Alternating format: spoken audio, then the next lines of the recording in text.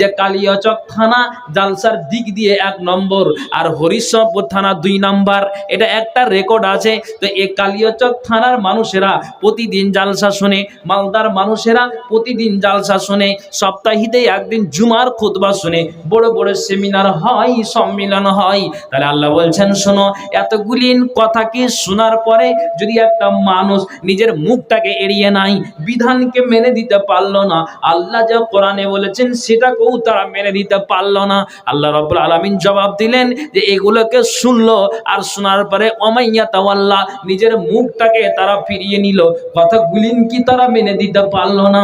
আল্লাহ জবাব দিলেন শুনে রাখো, যারা এড়িয়ে চলে, যারা কথাগুলিকে মেনে দিতে পারলো না, আল্লাহ জবাব দিলেন ইউআদিবুহু আযাবান আলিমা, ওই ব্যক্তিদের জন্য কঠিন যন্ত্রণাদায়ক শাস্তি রয়েছে, ওই শাস্তিতে আল্লাহ তোমাদেরকে গ্রেফতার করবে।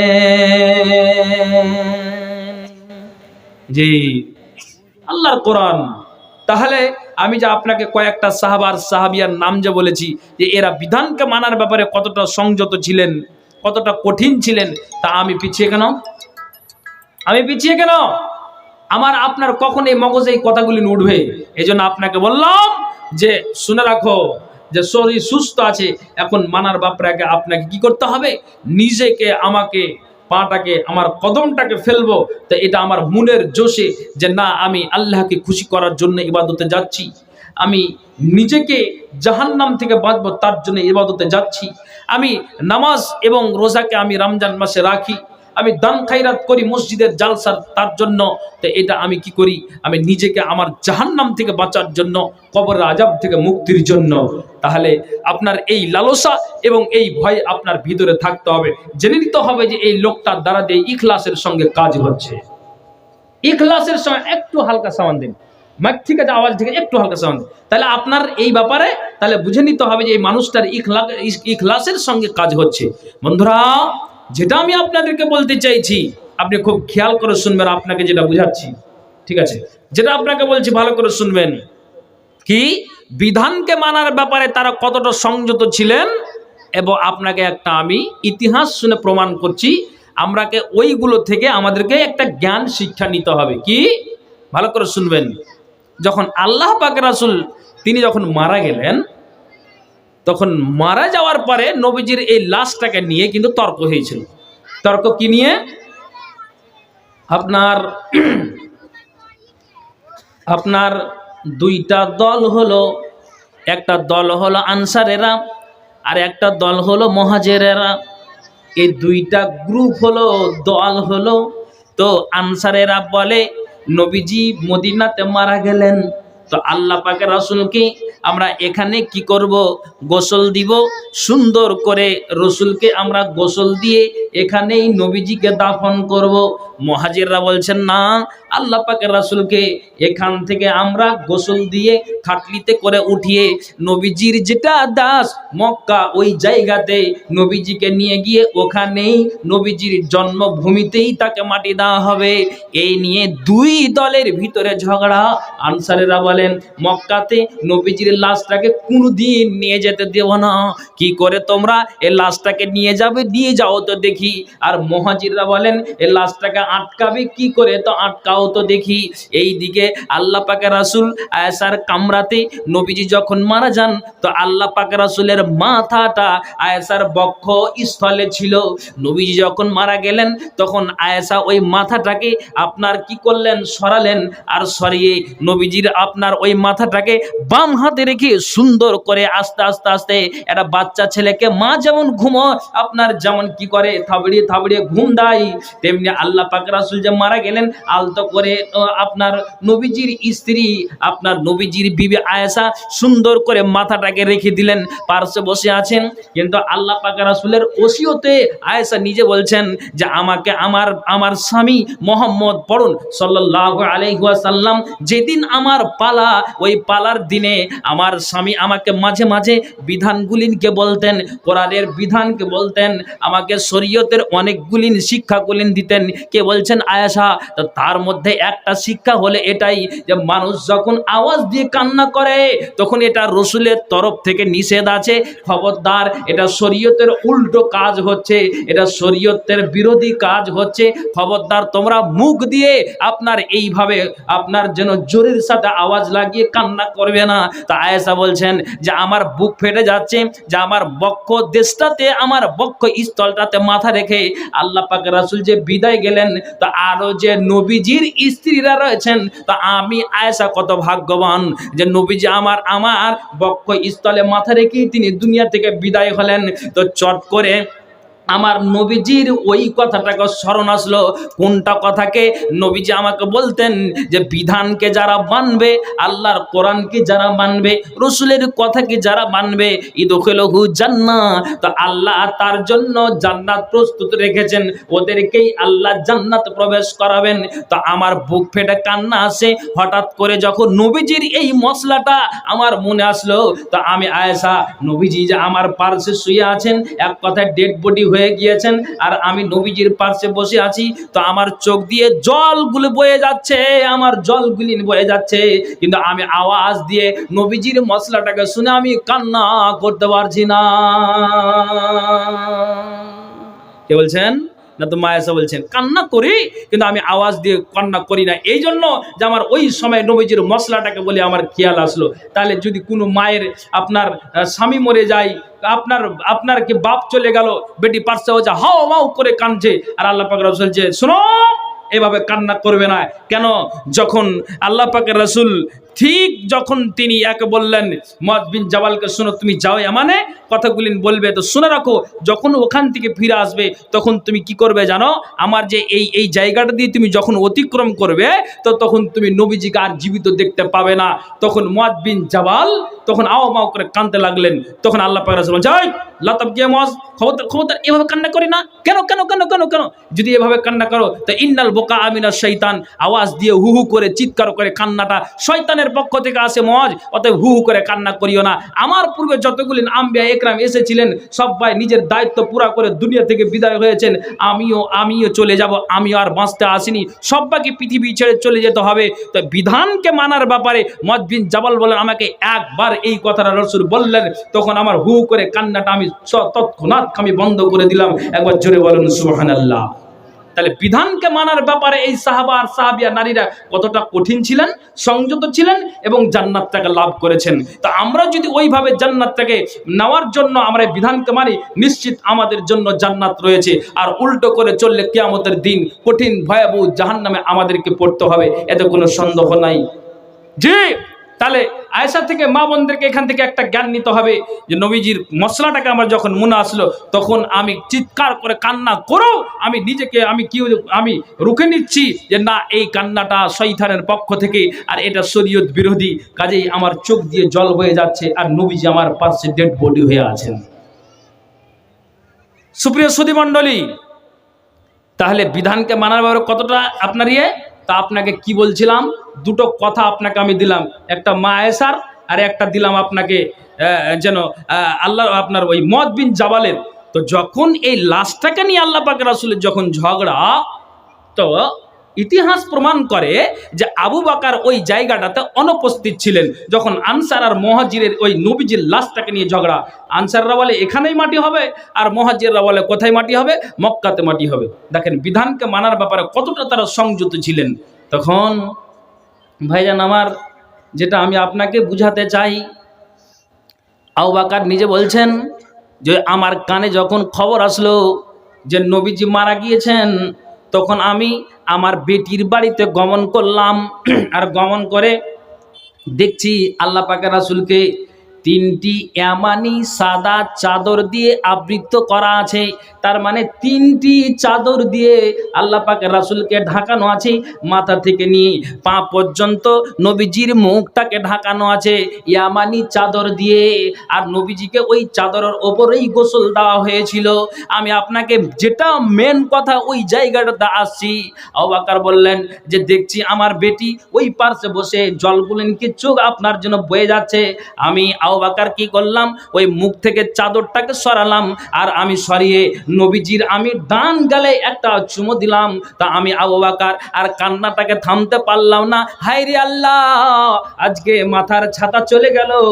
যেমন বাপ যদি দুনিয়া থেকে বিদায় হয়, তাহলে নিজের বেটি বলে যে দুনিয়া কেমন লাগে, অন্ধকার হয়ে গেল।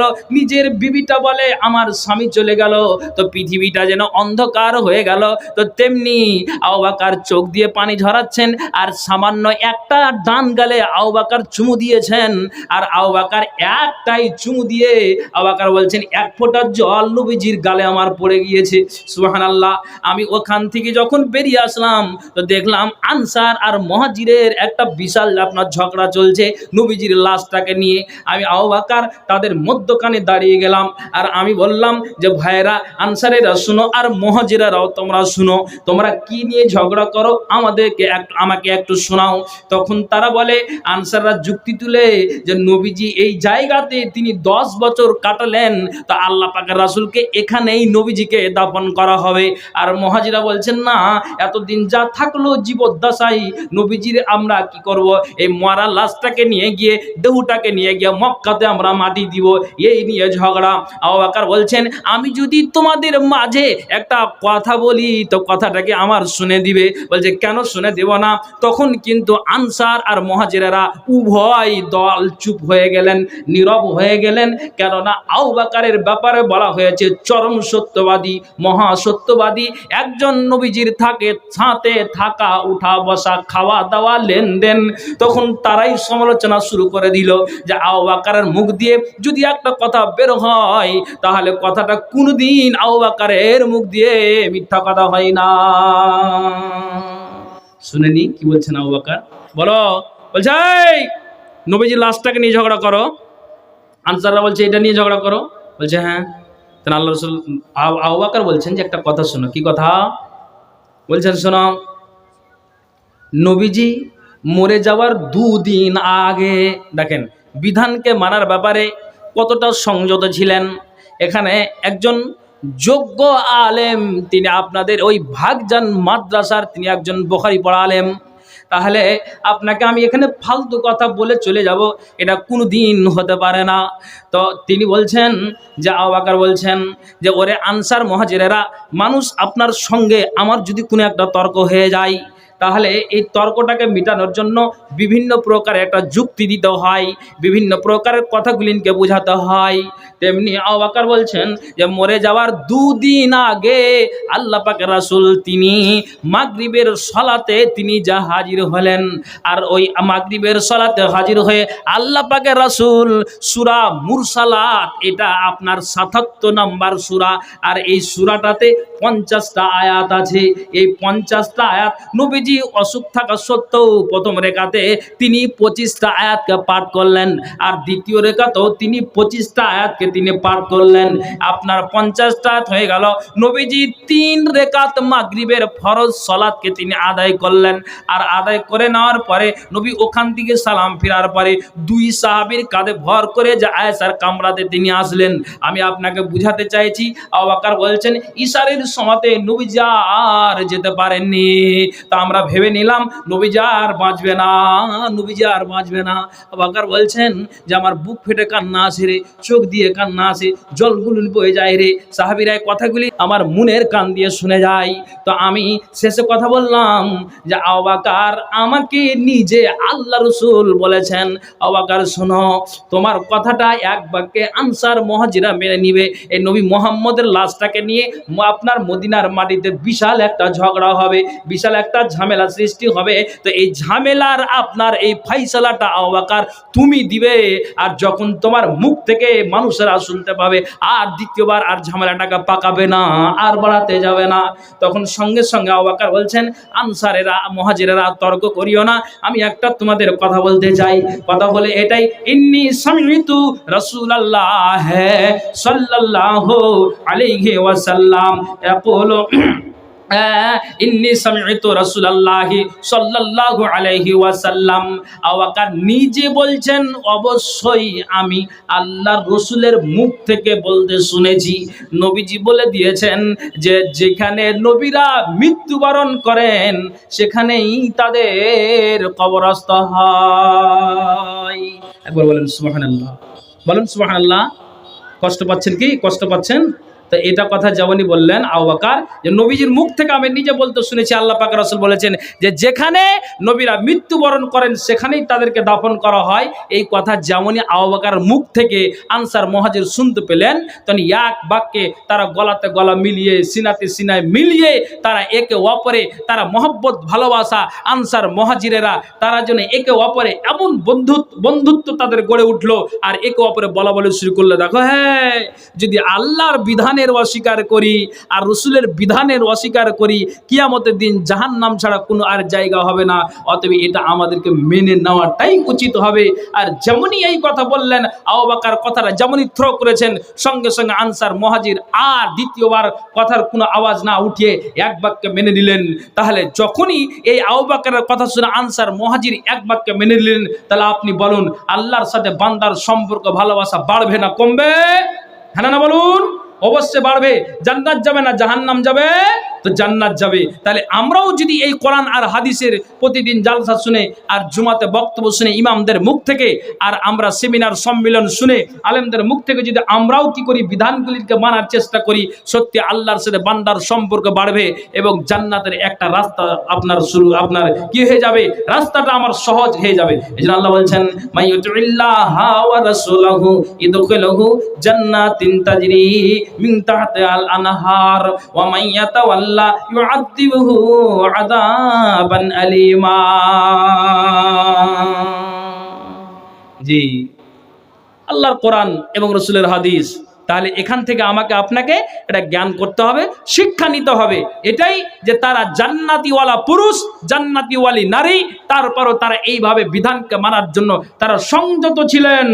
তাহলে আমাদেরকেও আমাদের আমরা বেঁচে আছি, আমাদের বেঁচে থাকা কালীন আমাদের ভবিষ্যৎ জীবনটাকে উজ্জ্বল করার জন্য আল্লাহ রাসূলের বিধিবিধানকে আমাদেরকে মেনে চলতে হবে। আল্লাহ তাআলা আমাদেরকে যেন শরীয়তের বিধানকে মানার একটা তৌফিক দান করেন। একবার সকলে বলি আল্লাহুম্মা আমিন। বলেন বলেন জোরে বলেন আল্লাহুম্মা আমিন, আল্লাহুম্মা আমিন, আল্লাহুম্মা আমিন। আল্লাহ তুমি কবুল করো, আল্লাহ তুমি কবুল করো, আল্লাহ তুমি কবুল করো। ভাইজান, তাহলে আমাদেরকে এইভাবে মানতে হবে যেমন তারা এইভাবে এক বাক্যে মেনে নিলেন। জি, পর্দার আড়ালে মা বোন আছেন, আওয়াজ করিয়েন না মা বোন, কথা আপনাদের নিয়ে আসছি আমি। কি কথা? যে সাহাবারা কিভাবে মানলেন, আল্লাহর সাথে সম্পর্ক শুরু হয়েছে বা সম্পর্ক তার মানে কাছের হয়ে গিয়েছে। আল্লাহ বলছেন বান্দাটা আমার নিকটের। তা আপনি যদি এইভাবে আপনি চলি, আমিও আল্লাহকে কাছে করতে পারবো। আল্লাহ বলছেন তুমিও আমার কাছের বান্দা। সুবহানাল্লাহ। কেন আপনাকে বলছি, এই যে পর্দার আড়ালে মা বোন আছেন, তাই তো? আচ্ছা, আপনাদের বিরক্ত লাগছে নাকি? অসুবিধা হচ্ছে কি? মাইকের আওয়াজ ঠিকঠাক যাচ্ছে তো? তো একটা নারীর হাতে আল্লাহ পাকের রাসূল সোনার পলা দেখলেন। কি বললাম ভাই, কথা বলেন তো দেখি, কালে চোখের মানুষ আওয়াজ করেন। সোনার পলা। তো সোনার পলা যখন দেখলেন, তখন আল্লাহ পাকের রাসূল বলছেন, এই নারী, তোমার হাতে যে সোনার পলা দেখলাম, এই দুটোর কি তুমি যাকাত আদায় করেছো? সঙ্গে সঙ্গে নারীটা বললেন, আল্লাহ পাকের রাসূল, একটা নতুন কথা আপনার মুখ থেকে শুনতে পেলাম। কি শুনতে পেলাম? যে একটা যাকাত কাকে বলে, যাকাতের অর্থ কি? জাকাতের মানে কি? জাকাত মানে জানি না, অর্থগুলো জানি না। তো এই জাকাতের মানে আমি বুঝতে পারি আল্লাহ পাকের রাসূল যদি এই সোনার পলার জাকাত আপনার এই নারীটা যদি আদায় না করে, কিয়ামতের দিনে তার শাস্তি কি হবে, আর যদি আদায় করে তো তার আপনার কিয়ামতের দিন প্রতিফলটা কি হবে। আপনাকে বলছি, কোন একটা মানুষের যদি বাড়িতে 1,00,000 টাকা জমা আছে, কিংবা আপনার ব্যাংক ব্যালেন্স 1,00,000 টাকা আছে, এটা আপনাকে উদাহরণ দিয়ে বলছি। রসুল বলছেন ওখান থেকে তুমি বাৎসরিক যখন তোমার হিসাবটা লেগে যাবে, বাৎসর নাগাদ লাগতে লাগতেই ওখান থেকে তুমি 2,500 টাকা বের করে দাও।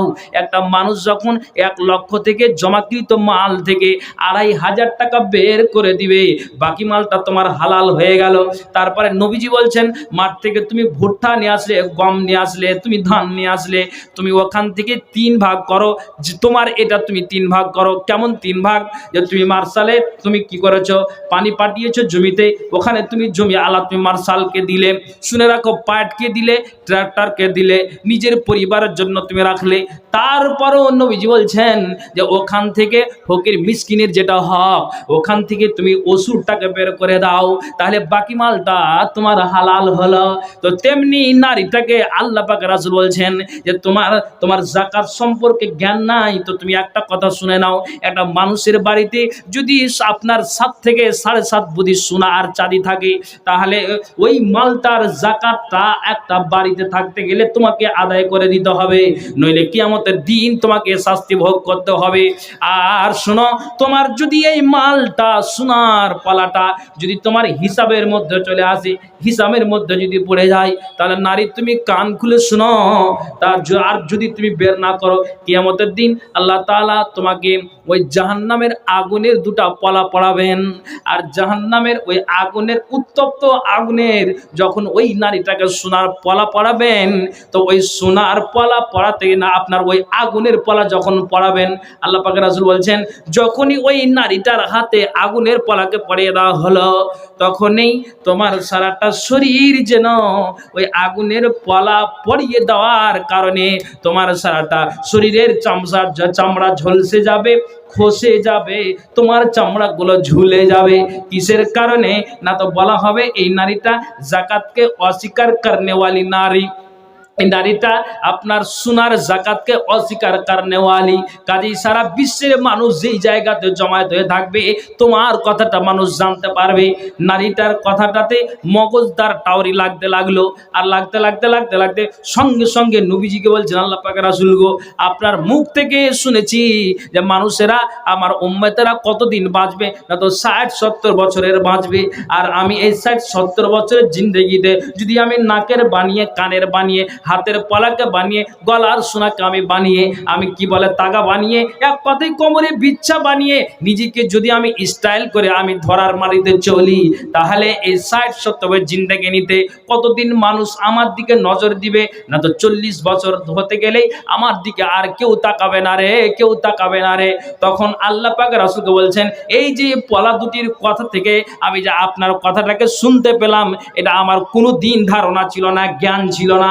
সঙ্গে সঙ্গে ওই নারীটা সোনার পলা দুটি খুলে দিলেন আর বললেন আল্লাহ পাক রাসূল গো, এটা আমি আল্লাহর রাস্তাতে জমা করে দিলাম। ওয়াল্লাহি, আল্লাহর কসম খেয়ে বলছি, যতদিন আল্লাহ আমার আয় দিয়েছেন, বাঁচিয়ে রেখেছেন, বাঁচে থাকবো, আমি কোনোদিন আর সোনার পলাকে পরিধান করব না। একবার জোরে বলুন সুবহানাল্লাহ। তাহলে এই নারীটা বিধানকে মানার ব্যাপারে কতটা কঠিন ছিলেন। তাহলে এইভাবে যদি একটা নারী মসজিদের জালসা কি করে, নিজের নাকের, নিজের কানের, নিজের হাতের পায়ের যদি কি করে আপনার ওই সোনা আর চাঁদিকে খুলে দেয় মসজিদের জালসার জন্য, তাহলে বিধানকে মানার ব্যাপারে তাদের একটা আগ্রহের একটা প্রমাণ পাওয়া গেল। এই নারী যেমন বলছেন যে না, এই 60-70 জিন্দগিতে আয়েস আর আরাম চাই না, যেখানে অনাবি অনন্ত কাল থাকতে হবে। এই যে আমি খুলে দিলাম, আমি যতদিন ধরার মাটিতে থাকবো, কোনোদিন আমি আর হাতে পড়বো না। তাহলে মানার ব্যাপারে কতটা সংযত ছিলেন এই নারী, একবার জোরে বলুন তো সুবহানাল্লাহ। তাহলে আমরাও যদি সেইভাবে এই আল্লাহ আল্লাহ রাসূলের বিধিবিধানকে মানি, তাহলে আমাদের জন্য ভালো আছে না নাই? হ্যাঁ না বলুন তো। অবশ্যই আছে। কেন? আল্লাহ বলছেন মাইয়ুতিল্লাহা ওয়া রাসূলাহু ইদখিলুহু জান্নাতিন তাজরি মিন তাহতিহাল আনহার ওয়া মান ইয়াতাওয়াল্লা ইউআযিবুহু আযাবান আলীমা। আল্লাহর কোরআন। তাহলে আমাদেরকে সংযত হতে হবে। আমি আপনাকে একটা কথা বলি, জি, যেমন নারীর কথা বলছি বিধানকে মানার ব্যাপারে, তেমনি আমি পুরুষ ভাইদেরকে বলছি। আমি দুটাই পয়েন্টকে নিয়ে যাচ্ছি, একটু আমার দিকে খালি খেয়াল করবেন। হযরত উমর বলছেন, ইসলাম গ্রহণের আগের একটা কথা উমরের বলি। তো উমর বলছেন যে আমার বাপটা খুব তাকি মানুষ ছিলেন, খুব রাগান্বিত মানুষ। কে বলছেন? কে বলছেন? উমর। এটা কখনকার কথা? ইসলাম গ্রহণের আগের কথা। তো বলছেন যে আমি কাজ করতে করতে আমি ক্লান্ত হয়ে পড়েছি, তারপরও যে 5টা মিনিট আমাকে লাঞ্চের জন্য ছুটি দিবে না, আমার বাবা তো ছুটিই দেয় না। আমি আশ্চর্য হয়ে ক্লান্ত হয়ে জমিনে লটিয়ে পড়ি, তারপর বাবা আমাকে বলে, না তুমি তোমার কাজ চালিয়ে যাও বাবা। দেখছি একদিন সাথী বন্ধুরা সবাই আপনার ওই মাটির প্রতিমাগুলোকে আপনার কি করছে, নিজ হাতে তারা আপনার ওই পুতুলকে বানাচ্ছে, বানিয়ে সুন্দর করে সাজিয়ে, ভালো করে শুনবেন, সুন্দর করে সাজিয়ে তাকে প্রণাম করছে, সাজদা করছে, তার কাছে প্রার্থনা করছে, তার কাছে অনেক রকমের খানা পিনা চাইছে। তা আমিও আমার নিজ হাতে একটা পুতুলকে বানালাম, এটা ইসলাম গ্রহণের আগের কথা, বানিয়ে আমিও সেই রকমটা করি। দেখছি যে আপনার ভাগজানের উত্তর মাথা থেকে এই প্রতিমাগুলো তৈরি হয়ে আসছে, সঙ্গী সাথীরা করে, আমিও নিজ হাতে বানালাম। আবার 10 মিনিট পরে যখন পুজো পাঠ করা হয়ে গেল, তো আছাড় দিয়ে সবাই কি করতে লাগলো, ওই প্রতিমাগুলোকে ভাঙতে শুরু করলো। তো আমিও উমার কি করলাম, নিজ হাতে যেই পুতুলটাকে বানালাম আমিও আছাড় দিয়ে ভেঙে ফেলে দিলাম। আমি নিজেকে বললাম, এটা কোন ধর্ম রে বাবা, কি ধর্মতে বাস করছি? যেই ধর্মটাতে বাস করছি, যাকে প্রণাম করলাম, আবার 10 মিনিট আগে যার খুব সম্মান হলো, আবার ফের ভেঙে চুরমাচার হয়ে যাচ্ছে। কথায় মাথায় উঠছে? একটু হ্যাঁ না বলুন না, বিরক্ত লাগছে নাকি? তখন আমরা আলেমেরা একটা ওয়াজ করি, কি জানেন? আলেমেরা ওয়াজ করি কি, যে যখন উমরের ভোগনপথ আর তার বোন ঘরে বসে কোরআন তেলাওয়াত করেছিল, তখন কে বলেছে সূরা তহা আর অন্য সূরা এই কথা যে বলেছিল যে ওই উমার কোরআন তেলাওয়াত শুনে মুসলমান হয়েছে। আসলে কিন্তু এটা কথা নয়। কি কথা বলেন তো দেখি? আল্লাহ রসুল আবু জাহাল আর উমার জন্য পাক্কা দোয়া করেছিলেন। কি বললাম? পাক্কা দোয়া করেছিলেন। কোরআন শুনে মুসলমান হয়েছে এটা কথা নয়। আসলে আল্লাহ পাক রাসূল তিনি কি বলেছিলেন? আল্লাহুম্মা আইজ্জাল ইসলামা বিহাব্বির রাজুলাইনি ইলাইকা বিউমর ইবনুল খাত্তাব আও বিআবি জাহাল বিন হিশাম। মাবুদরি আমার, মক্কা নগরীতে 2টা পালোয়ান আছে, একটার নাম উমার আর একটার নাম আবু জাহাল।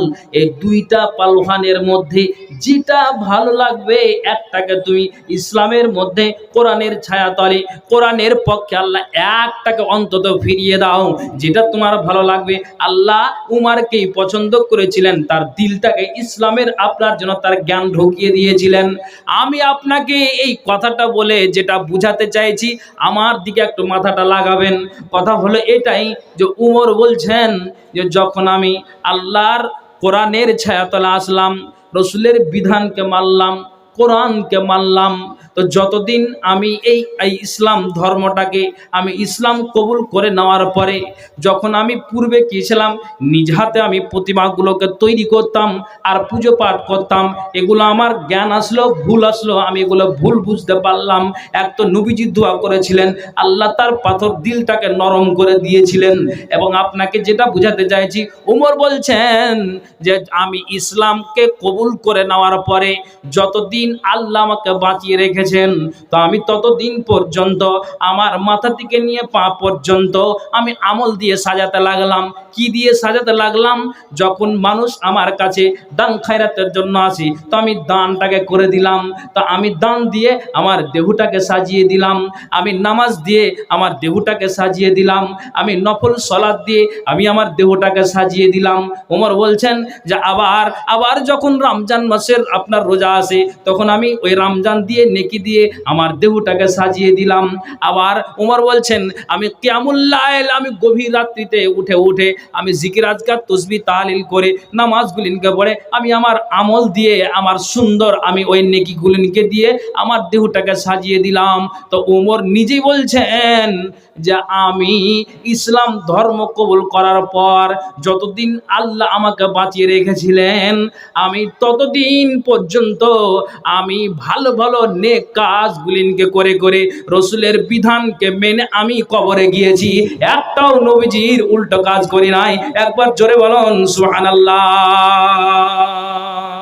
হলো না সুবহানাল্লাহ? জোরে বলুন সুবহানাল্লাহ। কি বুঝছেন আপনি? কি কথা শুনবেন? হাদিস করানোর কথা শুনবেন না তো আপনাকে গান শোনাবো নাকি? বলেন। আহলে হাদিসের মধ্যে তো বিশাল একটা মারপিট শুরু হয়ে যাচ্ছে, বক্তা বক্তা ফাইট চালাচ্ছে। জি, আপনি দেখেন কোন বক্তা আপনার আক্রমণ করছে, সুর দিয়ে ওয়াজ করা চলবে না, গানের সুরে গাজাল বলছে, এটা ঠিক বলছে যে গানের সুরে গাজাল কেনা বলছে, তারপরে সুর দিয়ে বক্তব্য চলবে না, এই করো ওই করো। আবার দেখছি যে কোনো জায়গাতে জালসাতে দেখছি যে ও ওকে আক্রমণ করেছে, ও ওকে আক্রমণ করেছে, ঘরে বসে ইয়াকি পেলের দুজনে কাজু বাদাম খাচ্ছে। কি এগুলো? আলেমের নামে কলঙ্ক। ভাইজান, চাচা হে নিজের জান বাঁচা হে। যে কথা হলো নিজের ঠিক থাকুন, আমল করার চেষ্টা করুন, কেউ কারোর দিকে নাক গলাতে যাবেন না। কবরে আমি যদি সঠিক করে যাই তাহলে আমার পরিত্রাণ আছে, বেঠিক করে গেলে আমার রিহাই নাই। গাল বাড়াই করে বলে চলে যাব আর আমি আমার নিজের আমলটা ঠিক রাখবো না, তা আল্লাহ আমাকে ছাড়বে? যে ভাই বলুন, ছাড়বে কি? আমি নিজে পরের মেয়েকে আর পরের বিবিকে বলছি যে মাথায় কাপড় দিয়ে চলো, নিজের স্ত্রীটাকে আমি সোজা করতে পারলাম না, তা আল্লাহ আমাকে ছাড়বে? হ্যাঁ, কাল্লি চক থেকে তো তুমি গাল বাড়াই করে আসলে, তো তোমার বাড়িতে তো এই কেস ঢুকে আছে। কথা ঠিক বলছি না ভুল বলছি? তাহলে নিজেকে বাঁচার চেষ্টা করুন। কি কাকে কামড়াতে যাচ্ছেন বলুন? কথা ঠিক বললাম না ভুল বললাম? আপনারা কেন কথা বলছেন? আর আপনারা কি আমার উপর রেগে আছেন নাকি? একটু হ্যাঁ হু করেন না ভাই, হ্যাঁ হু করেন। শয়তান ঢুকে গেছে, বলেন তো সুবহানাল্লাহি ওয়া বিহামদিহি, সুবহানাল্লাহিল আযীম। জোরে বলুন সুবহানাল্লাহি ওয়া বিহামদিহি, সুবহানাল্লাহিল আযীম। ভাইজান, এই উমর ফজরের সময় তিনি নামাজ তিনি পড়ছেন, সাজদার অবস্থাতে দুশমনেরা তাকে তীর মারলো, আর যেমনই তীর মেরেছে উমর কিন্তু সাজদার অবস্থাতে লুটিয়ে গিয়েছে। তো উমরের জ্ঞান এখনো পর্যন্ত আছে। তো উমর কি বলছেন জানেন? দেখেন বিধানকে মানার ব্যাপারে, অথচ এরা জান্নাতি পুরুষ। আল্লাহ তাআলা রসুল বলেছেন যে শুধু তাই নয়, আল্লাহ তাআলা আবু বকর আর উমরকে বুড়োদের জান্নাতের সর্দার বানাবেন। আবার বলেন সুবহানাল্লাহ। তো এই উমর বলছেন যখন আমাকে তীর মারা হলো, তো তীর যখন আমার গায়ে লাগলো, আমার জ্ঞানটা এখনো পর্যন্ত আছে।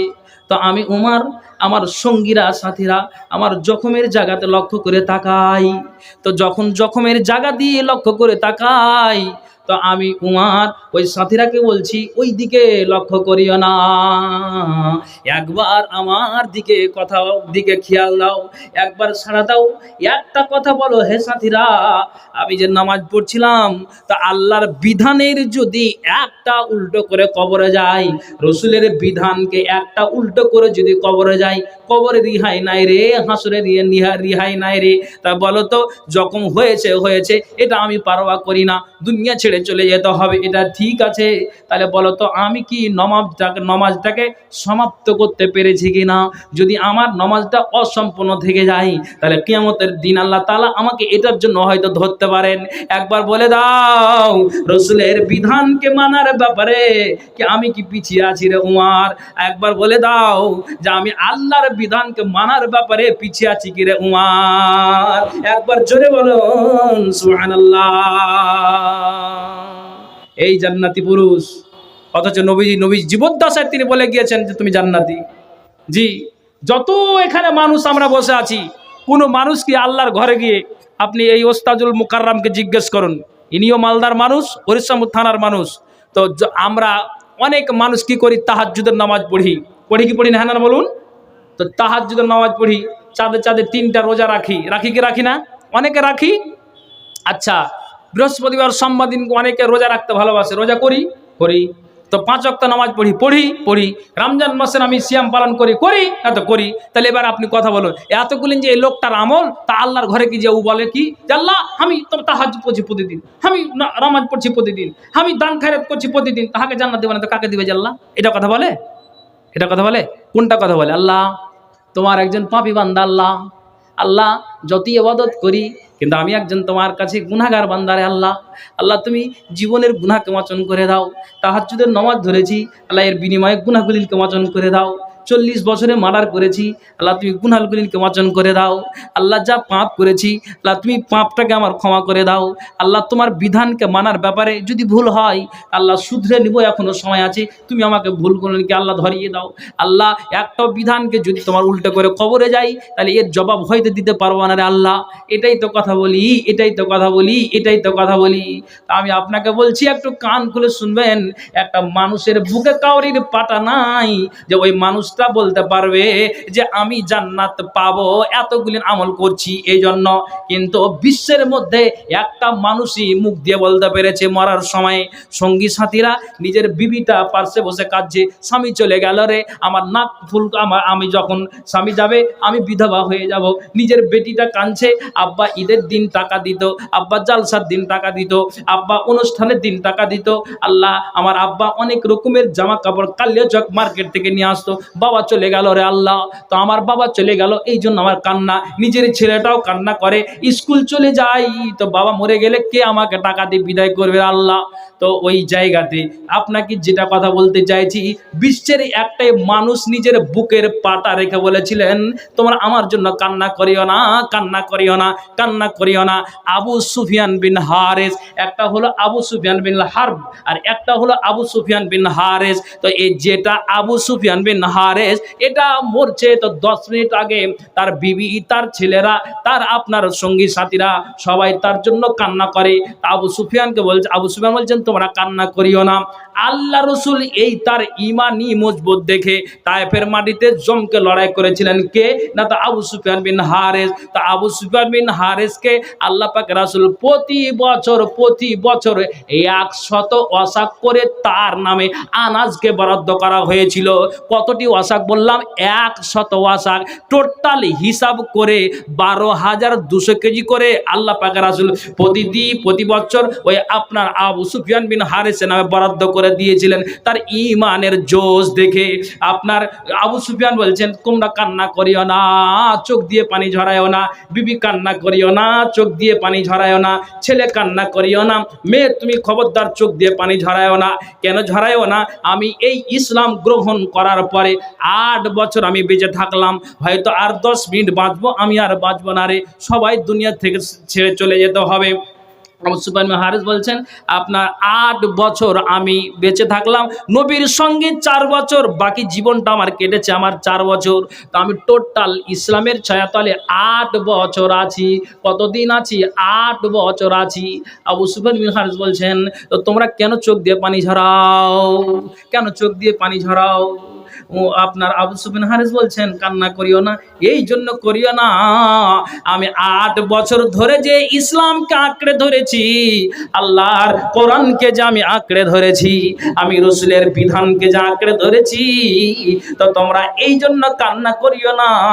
আমি আল্লাহ আল্লাহর কসম খেয়ে বলছি, যেদিন থেকে আমি ইসলামকে মানার ব্যাপারে নিজেকে জীবনটাকে আমি কঠিন করে আমি চালিয়েছি, এতটা সংযত হয়ে আমি পা ফেলেছি, পাটাকে ফেলেছি, পিছে করেছি, আগে করেছি, খুব মেপে আমি পাটাকে আমি ফেলেছি। খবরদার কান্না করিও না, আল্লাহর কসমকে বলছি, বিবিরে, বেটিরে, আমার মেয়েরে, ছেলেরে, কান্না এই জন্য করিও না। 8 বছর পর্যন্ত আমি শুধু নেকি করে গিয়েছি, আমি আল্লাহর কসমকে বলছি বিন্দু মাত্র একটা সরিষা পরিমাণ 8 বছর ধরে আমার গুনাহ নাই। একবার জোরে বলুন সুবহানাল্লাহ। তাহলে মানার ব্যাপারে এই লোকটা কত কঠিন ছিলেন, আমার ভাষাকে বুঝতে পারছেন? হ্যাঁ না কয়েন না জি ভাইরা? তাহলে কি দিয়ে আপনাকে আর বুঝাবো? আবু সুফিয়ান হারেস কি বললেন যে আমি বিধানকে মানার ব্যাপারে এতটা কঠিন ছিলাম, নিজেকে সংযত হয়ে চলেছি, আমি কোনোদিন নবীর উল্টা যাইনি, কোরআনের বিরোধিতা করিনি। ভাইজান আমি কোরআনের বিরোধিতা করিনি, আমি উল্টো যাইনি। তা আবু সুফিয়ান বিন হারেস বলছেন যে শোনো, কান্না করিও না, আমি জীবনে 8 বছর আমি হয়ে গেল, আমি একটা বিন্দু সরিষা পরিমাণ আমি গুনাহ করিনি। তাহলে বিধানকে মানার ব্যাপারে কতটা সংযত ছিলেন, কতটা সংযত ছিলেন আপনি চিন্তা করুন তো। এর জন্য কবি কি বলেছেন, কুছ নেকে কাম করে যা দুনিয়া में नाम कर जा, कुछ तो नहीं रहेगा रह जाएगी कहानी। हे मिट्टी का पुतला जिस्म है तेरी फानी। কি বলেন কবি? कुछ नेक काम कर जा दुनिया में नाम कर जा, করে যাবে তো নেকি করে যাও, দুনিয়াতে নাম কামিয়ে যাও। কি বললেন? कुछ तो नहीं रहेगा, কিছুই থাকবে না, কিছুই থাকবে না, রহ जाएगी कहानी। তুমি ভালো কাজ করে গেলে এটাই মানুষেরা সমালোচনা করবে, তুমি মন্দ কাজ করে গেলে এটাই সমালোচনা করবে। এ হে মিट्टी का पुतला जिस्म है तेरी फानी। বলেন সুবহানাল্লাহ, সুবহানাল্লাহ। ভাইজান, তাহলে আছি কোন জায়গায় দাঁড়িয়ে? একটা হাদিস বলবো বলে আমি আমার উদ্দেশ্যের দিকে যাব। আপনারা এই হাদিসটা কারা কারা শুনতে রাজি আছেন? একটা হাতের ইশারাটা চাইছি, হাতটা উঁচু করুন তো দেখি। আল্লাহ, মাঝে মাঝে ফের বিজেপি তাও আছে নাকি? জি জি জি, আমি বলে হাতটা উঁচু করতে বলে তো কি কষ্ট হলো আপনাদের? আমি আল্লাহকে সাক্ষী রেখে আবার মনের জোশটাকে বাড়িয়ে রসুলের বিধানকে মানার জন্য, আল্লাহর বিধানকে মানার জন্য আমরা এক বাক্যে ঝাঁপিয়ে লড়িয়ে পড়বো, আমরা বিধানকে মেনে আমরা কবরে যাব। আপনাকে একটা কথা বলতে চাইছি, দুঃখ নেবেন না, রাগ করবেন না, আপনাকে বলছি কোন নজরে দেখবেন না, আল্লাহকে সাক্ষী রেখে বলছি। বলুন, আমি একটা হাদিস বলবো, শেষে কারা কারা সুন্দর রাজি আবার হাতটা উঁচু করেন দেখি। লিল্লাহি তাকবীর, আলহামদুলিল্লাহ। এবার আপনাকে একটা আমি কথা বলছি, এখানে যতজন আছি একটা লোক স্টেজে ৮০,০০০ টাকা নিয়েছে, বুঝলেন স্যার? কত বললাম? বললাম কথা বলবেন। ৮০,০০০ টাকা উলিয়েছে, এসে বলছে যে মাওলানা আপনি গুনেলেন। আমি বলছি এত টাকা গুনতে পারি? আপনি বলে দিলেন, বিশ্বাস হয়ে গেল, বিশ্বাস হয়ে গেল। তখন আমাকে সব ভাই ইশারা করছে যে মাওলানা ওকে ধরেন, আল্লাহ ওনাকে এত ধন দিয়েছে, 4খানা বাইক আছে, 4টা ছেলে, 2খানা ট্রাক্টর, বুলেরো, স্করপিও, তারপরে আপনার জেসিবি, দোতলা বাড়ি, 40-45 বিঘা লোকটার জমি। এবার আমাকে উত্তরটা দিন, লোকটা কিছু অভাব আছে? আছে জি ভাই, কিছু অভাব নেই। তো লোকটা ৮০,০০০ টাকা দিয়ে চলে গেল। তখন সবাই দর্শক বলছে একটু ধরেন না। তখন আমি আবার ওকে ঘুরিয়ে ডাকলাম, ডাকার পরে বলছি যে আপনি ৮০,০০০ টাকা দিলেন, আর আপনার ব্যাপারে একটু আমার মানে শুনেছি, তা আপনি আর 20,০০০ টাকা দিয়ে 1,00,000 টাকা করে দিন। কত বললাম? মানে 20,০০০ দিয়ে 1,00,000, তো আপনার তাহলে ৮০ আর 20 1,00,000 হলো না? 1,00,000 টাকা আপনি দিয়ে দেন। এ কথাটা আমি যেমনই বলেছি, উনি বলছে যান আমি দিয়ে দিলাম, যান দিয়ে দিলাম। তা আমি আলহামদুলিল্লাহ বললাম, দিয়ে যখন ও বেচারা হাঁটতে লেগেছে, তো কিছু আপনার মোটামুটি ধরলেন যে ওই বক্সটার কাছে গিয়েছে, ওই দিক থেকে তখন আমার একটা কথা স্মরণে আসলাম। বলছে ভাই শুনেন, আপনি ও কিন্তু আর পা বাড়াচ্ছে না, যে মুলিশা মনে হয় আবার কিছু আমার কাছে নেবে। আমি বলছি আমি নিব না আপনার কাছে, আপনি শুধু খালি আসেন, আপনার সাথে আমার একটা কথা আছে। বলছে আসেন, কিন্তু আসছে না। কিছুক্ষণ পর ডেকে ডেকে দর্শকরা বলছে ডাকছে তো যাও, কেন এখন করছে, যাও না, মুলিশ সাহেব ডাকছে যাও। যা হোক, কথা শুনে ও আসলো, আসার পরে বলছি যে আপনি হাতটা বাড়ান তো, আপনার দানটা দেখে আমার কলজা মন ভরে গিয়েছে, আপনি হাতটা বাড়ান। হাতটা বাড়ালো, আমি বলছি সালামটাই বা কিছু, সালামটা করেন। সালাম করার পরে ওকে বলছি যে আপনি ৮০,০০০ দিলেন, 20,০০০ চাইলাম সেটাও দিয়ে দিলেন, তো যেমন আল্লাহ ধন দিয়েছে তার সাথে সাথে আপনার মনটাও দিয়েছে আল্লাহ জি, তা আপনি কত উদারতা মনের মানুষ, তা আপনি আল্লাহ আপনাকে যেমন ধন দিয়েছে, মন দিয়েছে, তো 20,০০০ দাবি করলাম দিয়ে দিলেন, তা আপনি কি নমাজ রোজা করে? তখন উহাকে জব দিয়েছে, মুল্লি সাহেব তুমি আরো 20,০০০ লেলো, কিন্তু হাঁকে ওইদিকে চাপ দিও না। কি বুঝতে পারলেন? তাহলে বিধানকে মানার ব্যাপারে এই লোকগুলো কত পিছিয়ে আছে, কথা আমি বুঝাতে পেরেছি কি? এটা কোনো ঘটনা নয়, কোনো কাহিনী গল্প নয়, বাস্তব কথা আপনাকে শোনাচ্ছি। স্টেজে হালাত হয়েছে, সঙ্গে সঙ্গে চ্যানেলওয়ালাকে বলেছি যে তুমি এটা ক্যান্সেল করো, মুসলমানের নামে একটা বিশাল একটা ইয়ে হয়ে যাবে। আমি বলছি তুমি এটা খবরদার থাম্বনেল মানে কাটিও না, না ছাড়িও না। যাক, কথাটা শুনে নিয়েছি, জায়গার নাম বলবো না। তাহলে বিধানকে মানার ব্যাপারে কতটা মানুষ আমরা আপনার পিছিয়ে আছি। একটা হাদিস শুধু বলবো। কি হাদিস? কি হাদিস? নবীজি বলছেন, না আয়েশা বলছেন, আল্লাহ পাকের রাসূল যেই দিন আমার পালা, নবীজি শুয়ে আছেন, তা আমার পালার দিনে ফুলসজ্জার রাত্রিতে স্বামী আর বিবির মহব্বতের আলোচনা হবে। দেখছি নবীজির চোখ দিয়ে পানি আসছে, তা আমি নবীর চোখের পানি দেখে বললাম যে কেন আপনি কাঁদছেন? আপনার স্ত্রী কি কোনো আপনাকে আঘাত দিয়ে কথা বলেছে, আপনাকে কি ব্যথা দিয়ে কথা বলেছে? উনি বলছেন না আয়েশা, না, কোনো দিন আঘাত দিয়ে কথা বলনি, কোনো দিন তোমার কাছ থেকে আমি দুঃখ পাইনি, কেন আপনি কাঁদছেন? তখন সঙ্গে সঙ্গে রাসূল বলছেন, দুইটা ব্যক্তির কথা আমার মনে আসলো এই গভীর রাত্রিতে, তার জন্য আমার চোখ দিয়ে পানি আসে। আয়েশা খুব চালাক মেয়ে ছিলেন, বলছে কে ও দুই ব্যক্তি আপনি বলুন। সঙ্গে সঙ্গে আবার ওই আপনার জন্য আয়েশাকে আল্লাহ পাক রাসূল বলছেন, আয়েশাকে আল্লাহ পাক রাসূল বলছেন যে এই আয়েশারে তুমি শোনো, দুইটা ব্যক্তি হলো, একটা হলো আমার চাচা আবু তালেব আর আরেকটার নাম হলো আমার বিবি খাদিজা। এই দুই ব্যক্তির কথা আমার স্মরণে আসলো। কেন আসলো? এই জন্য আমার চাচা আমাকে বলতেন, ভাতিজারে তুমি ইসলামের দাওয়াত দিয়ে যাও, কালেমার দাওয়াত দিয়ে যাও, কোনো মায়ের লাল নাই যে আমি যতদিন বেঁচে আছি তোমার গায়ে আঁচল লাগাতে পারবে। তো ওই আয়েশা আমার চাচা এখন দুনিয়া ছেড়ে দিয়েছে, আমি যদি দিন ইসলাম প্রচার করতে যাই মক্কার মাটিতে, তাহলে কি হবে জানো? হে কে আমার পক্ষে হয়ে কথা বলবে? কেউ যদি আমাকে আঘাত দিয়ে কথা বলে, আমাকে আক্রমণ করে, কে আমার পক্ষ হয়ে লড়বে রে? আল্লাহ তো তিনি আছেন, এটা ঠিক আছে, কিন্তু আয়েশা রে এই মুখের কথাটা কে আমাকে বলে সহযোগিতা করবে? আমার চাচা অমুসলিম হতে গেল, এই কথাটা বলে আমাকে সান্ত্বনা দিত। আমার চোখ দিয়ে পানি, চাচাও চলে গিয়েছে। আজ আপনি দেখেন তো ফিলিস্তিনের মাটিতে আপনার মসজিদ আকসাকে নিয়ে যে বিশাল তোলপাড় হচ্ছে। কিছুদিন আগে তো আমরা আপনার শুনলাম বেলডাঙ্গাতে ফারাক্কা পার হতে হতেই মোবাইলের নেট বন্ধ হয়ে যাচ্ছে। কেন? মুসলিম অমুসলিম একটা লড়াই শুরু হয়ে গিয়েছে। শুনেছেন না শুনেননি? ভাইজানেরা, আপনার নেট বন্ধ হয় কিসের কারণে? তারাই অকথ্য ভাষায় গালি দিয়েছে, আবার তারে মুসলিমের নামে কলঙ্ক ছড়াচ্ছে। কি আফসোস রে ভাই আমার, মালদার মাটিতে আদিনা মসজিদকে নিয়ে গত বছর যে তোলপাড় হলো, এরাই বলছে এখানে শিবলিঙ্গ পাওয়া গিয়েছে, এখানেই আমাদের মসজিদ আছে, না এখানে মন্দির হবে, এটাই আমাদের জায়গা, মসজিদ বলে কোনো পরিচয় দেওয়া যাবে না, রাখা যাবে না। তারা এক যুক্তি তুলেছে। কিন্তু এশিয়া মহাদেশের ভিতরে এক সময়ে ওই মসজিদটাই ছিল জুমার মসজিদ, যাতে এশিয়ার মানুষেরা, মহাদেশের মানুষেরা ওই জায়গাতে জুমার নামাজ আদায় করত। এখন দেখেন মসজিদটাকে নিয়ে তোলপাড় হচ্ছে। কিন্তু নবীজি বলছেন, আয়েশা আমার চোখ দিয়ে এই জন্য পানি, আমার চাচা চলে গিয়েছে, কে আমাকে এই কথাটা বলে সান্ত্বনা দিবে, তার জন্য আমার চোখ দিয়ে পানি। আয়েশা তুমি শোনো, আর একটা আমার বিবি খাদিজার জন্য চোখ দিয়ে পানি। আমার খাদিজা বলতেন, স্বামী যান, বাপের বাড়ি থেকে যে মালগুলিন পাবো, ওই মালগুলিন নিয়ে এসে নিজের নাকের বানাবো না, কানের বানাবো না, হাতের বানাবো না, নিজের আমি নিজের গয়নাকাটি বানাবো না, টোটাল মালগুলিনকে নিয়ে এসে এক জায়গাতে জমা করব। যুদ্ধের ময়দানে যেতে হবে, ইসলামকে বাঁচাতে হবে। কোরআনের বিপক্ষে অনেক মানুষ লড়াই করে যাচ্ছে, ইসলামকে বাঁচাতে হবে। ওই জায়গাতে সাহাবীরা আপনার অনাহারে তারায় তারায় করবে। আমি খাদিজা কথা দিলাম, ওই আল্লাহ আমার আব্বাকে বিশাল একটা ধন দিয়েছে, মাল দিয়েছে, ওখান থেকে মালগুলিনকে নিয়েছে, আমি ওই মালগুলিনকে সাহাবাদের জন্য আমি কি করব? যারা যুদ্ধের ময়দানে জিহাদ করতে গিয়েছে তাদের জন্য খাবারের ব্যবস্থা করে দিব।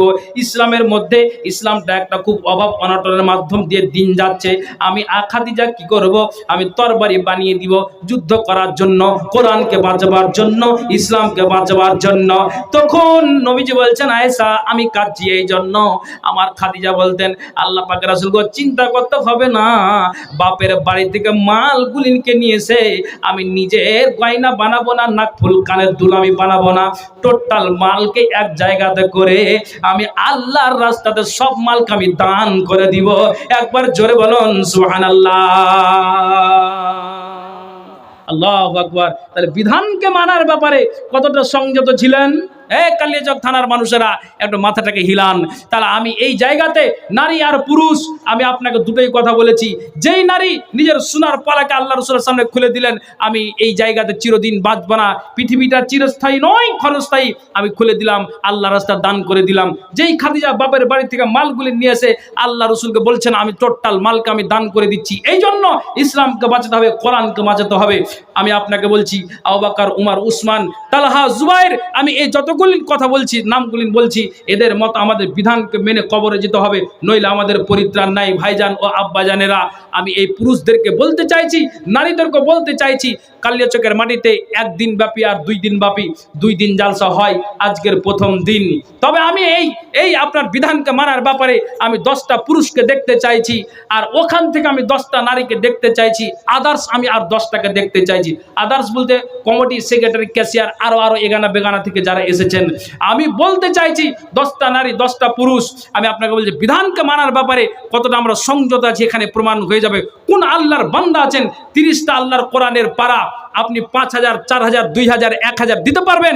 তা আমি নিম্ন আপনাকে বলছি 5000 দিলেও আমি নেব, কিন্তু আমি এই বিধানকে মানার ব্যাপারে খাদিজার মতো, ওই নারীর মতো আপনাকে বলছি, কোন আল্লাহওয়ালা পুরুষ আর আল্লাহওয়ালি নারী আছেন 1000 টাকা এই মসজিদের জন্য আপনি দিবেন? বলুন, কে আছেন বীর মুজাহিদ? একটু হাত টাকা উঁচু করেন। আজকে মুসলিম অধপতনে চলে যাচ্ছে। আমি জানি কালিয়াচকের মানুষ দানশীল ভালো। আমি আপনাকে বলেছি 1000 টাকা নিচ্ছি, তা আপনি 5000 ছাড়িয়ে এটা নয়, আপনাকে অপশন দিয়েছি 5 থেকে 1, যেটা আপনার সুবিধা। আমি 30টা কলমকে চাইছি, আমি এখানে অ্যাড করব, আর আপনাদের জন্য আমি খাস করে দোয়া করব। কে আছেন আপনি বলুন। জি, বক্তব্য দিতে গেলে অনেক লম্বা সময়ের দরকার আছে, কিন্তু উন্নতি কল্পে জাল সেই দিকে মাথা রাখতে হবে। ঠিক সময়ে আপনার আমাদের পরিচিত মানুষ, প্রধান বক্তা আজকে যিনি আপনাদের এই জালসার, উনি ঠিক মানে সময়ে উনি এসে হাজির হবেন। আবার ঠিক সময় উনি লিখে দিয়েছেন ডায়েরিতে, এত সময় স্টেজ যাব, এত সময় স্টেজ থেকে আমি নেমে যাব। তাহলে ঠিক টাইম তার ফিক্স করা আছে, স্টেজ টাইমে তিনি ইনশাআল্লাহ আসবেন। তার আগে আগে আমি পুরুষ আর নারীদেরকে বলতে চাইছি, যেই নারী সোনার পলা খুলে দিলেন, যেই খাদিজা টোটাল মালটাকে দান করে দিলেন, তো পুরুষকে আছেন যে 1000 টাকা সর্বপ্রথম, আমি বলি না যে 5000 ছেড়ে দিয়েছি, কে আছেন একটু বলবেন? মসজিদের জন্য, বিধানকে মানার জন্য, কোরআনকে বাঁচাবার জন্য, ইসলামকে বাঁচাবার জন্য কে আছেন যে হ্যাঁ আমি দিচ্ছি? দেখি হাতের ইশারা করেন তো দেখি। এখন নাই তো আপনি কাল সকালে দিন, 4 দিন পর দিন, সময় নিন। আমি আপনাকে বলছি, নাই তো আপনি এখানে খাতাতে অ্যাড করেন। এটা অনুরোধ করে বলছি, দিলটাকে পাথর না করে দিলটাকে নরম করেন, বুঝান, বুঝেন, নিজে কিছু শিক্ষা অর্জন করেন। এই যে বিধানকে মানার ব্যাপারে এরা কতটা সংযত হয়ে জীবনটাকে চালিয়েছেন। আমিও আপনাদেরকে এই কথাটাই বারবার বলছি যে আমরা যেন সে বিধানকে মেনে কবরে যেতে পারি। আপনি বলুন, 30টা কলম আমি চেয়েছি, কোন আল্লাহর বান্দা এবং বান্দি আছেন? কে এটা ভাই? বাড়ি কোথায় হলো? 2000 আছে মনে হয় নাকি? আল্লাহ 3000 আছে। শুনেন শুনেন শুনেন শুনেন শুনেন, পালেন না পালেন না পালেন না, মাগে মাগে মাগে টিএমসি লোক নাকি? হ্যাঁ, আচ্ছা, খুব কড়া আছে। তো 3000 টাকা দিয়েছেন, তাহলে আর 29টা পারা বাকি আছে। মা বোন, আপনাদেরকে বলছি, যেই নারী সোনার পলাকে খুলে দিয়েছিলেন, যেই খাদিজা সম্পূর্ণ দান করে দিয়েছিলেন, কে আছেন বলুন? আপনারা বলুন। একটা কলম পেলাম পুরুষ থেকে, আর কেউ আছেন কি? তাড়াতাড়ি বলুন, তাড়াতাড়ি বলুন। জি, কে আছেন যে আমি দিচ্ছি? জি, একটা কলম বলুন। যেহেতু আমি 30টা কলম বলেছি, ইনশাআল্লাহ পূরণ হবে। আমি আপনাদের ব্যাপারে জানি ভালো করে। কালিয়াচকের মাটিতে নতুন আসি নাই, বক্তৃতার জগৎ থেকে আসতে আছি। মানুষ যে যেখানে দাওয়াত করে, আল্লাহ স্বাস্থ্য শরীরকে ভালো রাখলে ইনশাআল্লাহ আসার চেষ্টা করি। এখানেও আল্লাহ আমাকে হাজির করেছে। আমি যদিও বাড়ি আমার মালদা জেলা, তারপর আসছি আমি খুব বহু দূর থেকে। কালকে বিহারের আপনার ওই প্রান্তে, শেষ প্রান্তের দিকে জালসা ছিল। তো যাই হোক, কমিটিগণ খুব সুন্দর একটা ব্যবহার দেখিয়েছেন। আপনার 60-70 কিলোমিটার আপনার স্টেশন থেকে তাদের জালসাটা বাচ্চারা স্কর্পিও করে আপনার রাতারাত স্টেশনে পৌঁছে দিয়েছে। ওখান থেকে আবার মাদ্রাসাতে ক্লাস করে আরাম বিশ্রাম করে আবার বিকালে বেরিয়ে গিয়েছি। তো ভাই, আল্লাহ আপনাদের এখানে হাজির করেছে দুটো কথা বলার জন্য। ভাবলাম যে এই জায়গাতে আমার রুজি আছে আজকে, তো তাই আপনাদেরকে বলছি যে কোন আল্লাহর বান্দা আছেন, 1000 টাকা আমি অপশন দিয়েছি, 5 3 2 1, তো অন্তত 1000 টাকা নিয়ে এসে মসজিদের জন্য। জি, আগে ভাগে কালেকশন হয়, চাঁদা হয়েছে বা করছেন। নারীরা, আপনাদেরকে বলছি, কোন আল্লাহওয়ালি নারী আছেন যে ওই সুন্নাতি দানগুলো, নাকের কানের হাতের পায়ের এই দানগুলি আল্লাহর ওয়াস্তে কে পারবেন? যে এই সুন্নাতি দান নাকের কানের হাতের পায়ের, নবীজি যেমন বলেছিলেন, তখন নারীরা সব খুলে খুলে দিতে লেগেছিলেন। আল্লাহ পাক রাসূল যেমনই বললেন, শোনো তোমরা দান করো, তোমাদেরকে দেখতে পাচ্ছি তোমার অধিকাংশ নারীরা জাহান্নামী। কাজেই নারীরা কি করলেন? হাতের পায়ে নাকের কানের আপনার খুলে দিতে আরম্ভ করলেন। তো এই সুন্নাতি দানগুলো আল্লাহর ওয়াস্তে দেওয়ার চেষ্টা করুন, আপনাদের জন্য খাস করে দোয়া করা হবে। জি বলুন, কেউ যেন আমরা অবহেলা না করি, আল্লাহর ওয়াস্তে আসুন। জি মা বোনেরা, আচ্ছা শেখ, ওখানে যদি চাদর পাঠিয়ে হয় না ওই মহিলাদের কাছে? হ্যাঁ, মহিলারাই তো যারা মানে এই যারা যেই মানে মেয়েদেরকে ভলেন্টিয়ার্সের দায়িত্ব দেওয়া আছে, একটু চাদর নিয়ে ঘুরান তো দেখি। আলহামদুলিল্লাহ, একজন ভাই আমার আল্লাহ গো, এখানে 1000 টাকা আল্লাহ দান দিয়েছে। আল্লাহ এই দানকে তুমি সাদরে গ্রহণ করো। যে এসে দান দিয়েছে, মনের বাসনা উদ্দেশ্যকে আল্লাহ তুমি পূরণ করো। আমিন আমিন সুম্মা আমিন রহমাতিকা ইয়া রাহমান রাহিমিন। আখেরি রাসূল তুমি নবী আকরাম, আখেরি রাসূল তুমি নবী আকরাম, তোমার উপরে মোর হাজারো সালাম। নবী তোমার উপরে মোর হাজারো সালাম। বনের হরিণ আসমান জমিন সবাই তোমায় চিনেছে, ওই আকাশের মেঘমালা ছায়া তোমায় করেছে। বিস্কে আতর যার গায়ের ওই ঘাম, মিসকে আতর যার গায়ের ওই ঘাম, তোমার উপরে মোর হাজারো সালাম নবী, তোমার উপরে মোর হাজারো সালাম। আখেরি রাসূল তুমি নবী আকরাম, তোমার উপরে মোর হাজারো সালাম নবী, তোমার উপরে মোর হাজারো সালাম। আবু বকর উসমান উমর সবাই তোমার দিওয়ানা, ওই আকাশের মেঘমালা ছায়া তোমায় ভুলে না, মিসকে আতর যার গায়ের ওই ঘাম। আচ্ছা 1000 টাকা। আচ্ছা তো এই নামটা লিখে দেন নানু, নামটা লিখে দেন। হ্যাঁ হ্যাঁ লিখেন, ওখানে লিখে দেন। আলহামদুলিল্লাহ। আসেন তো মাশাআল্লাহ 3 কলম হলো ইনশাআল্লাহ। আল্লাহ যে আছে দান দিয়েছি মনের বাসনা উদ্দেশ্যকে আল্লাহ তুই পূরণ করো।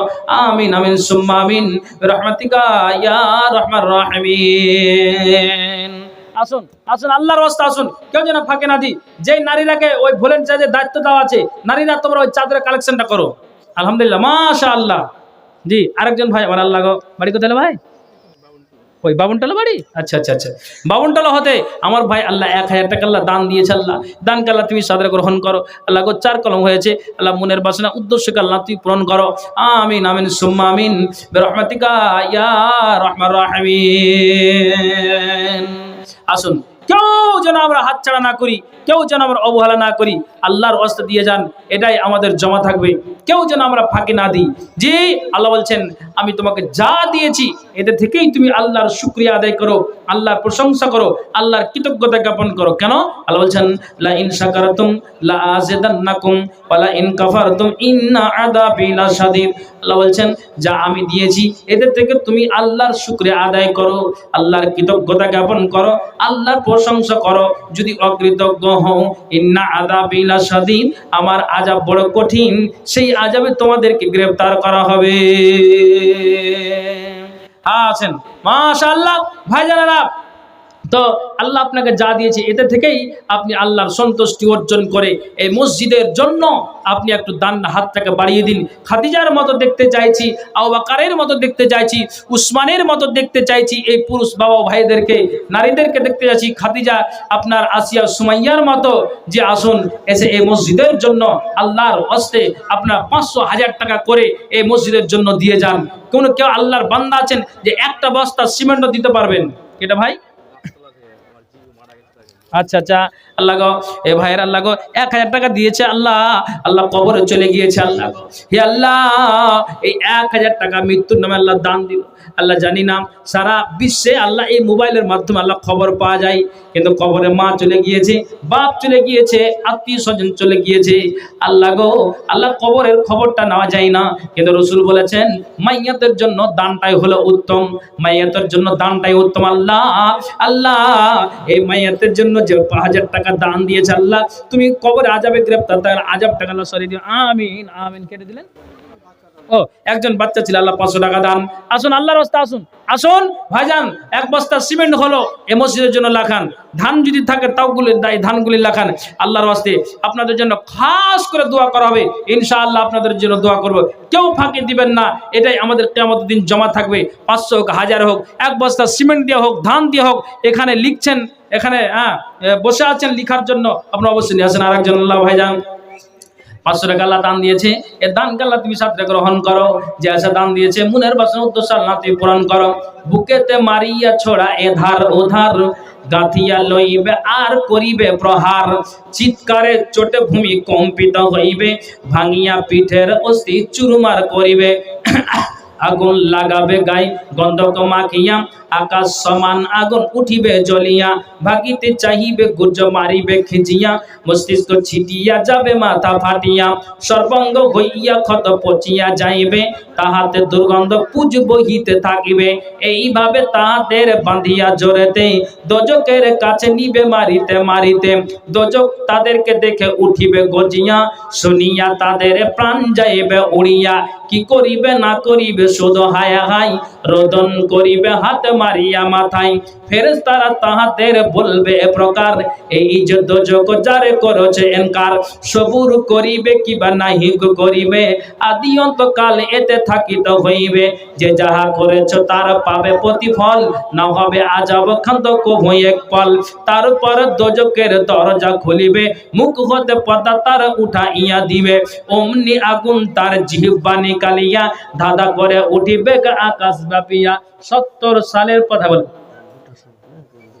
হ্যাঁ হ্যাঁ হ্যাঁ, তো বললাম তো, যারা আপনারা ওই গমগুলো ধানগুলো তারপরে ভুট্টার সময় আপনাদের তো যদি পারেন 50 কেজি 1 কুইন্টাল 20 কেজি 10 কেজি করে এই ভুট্টাগুলো অন্তত এই মসজিদের জন্য লিখান ভাই। দিলটাকে পাথর না করে নরম করেন, বুঝার চেষ্টা করুন ভাই। আজকাল দুনিয়া ছেড়ে চলে যেতে হবে বন্ধুরা।